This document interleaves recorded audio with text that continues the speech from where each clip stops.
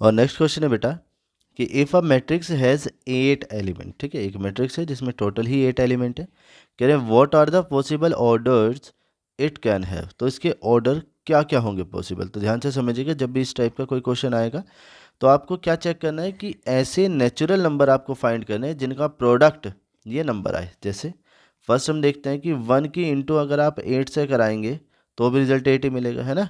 तो ये ऑर्डर हो सकता है। या फिर 8 इंटू 1 कराएंगे तब भी 8 ही आएगा, तो ये भी पॉसिबल ऑर्डर है। या 2 इंटू 4 कराएंगे या फिर 4 इंटू 2 कराएंगे, इन सभी का जो प्रोडक्ट है वो कितना आएगा, 8 आएगा। तो इस तरह से हमारे पास टोटली ये 4 मैक्सिमम पॉसिबल ऑर्डर है, ठीक है, जिसमें 8 एलिमेंट होंगे।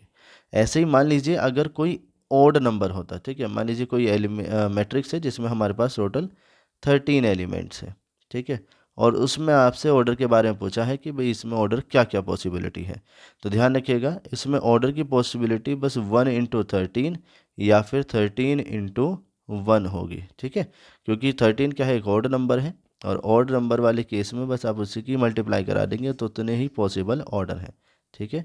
तो 13 एलिमेंट के लिए आपके दो पॉसिबल ऑर्डर होंगे, 1 इंटू 13 और 13 इंटू 1। इसका मतलब क्या होगा, देखिए फर्स्ट वाले केस में क्या है कि इसमें नंबर ऑफ़ रो की बात करेंगे तो 1 होगी, और नंबर ऑफ़ कॉलम की बात करेंगे तो 13, ठीक है। और सेकंड वाले केस में नंबर ऑफ़ रो कितनी है, वो 13 हो जाएंगी, और जो कॉलम है वो 1 होगी, ठीक है बेटा। ऐसे ही इन चारों ऑर्डर में भी हम पॉसिबल कर सकते हैं, ठीक है।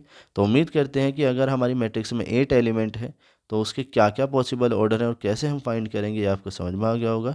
और वहीं अगर ये एक ऑड नंबर होता तो आप किस तरीके से करते ये भी आप अच्छे से समझ गए होंगे। Thank you.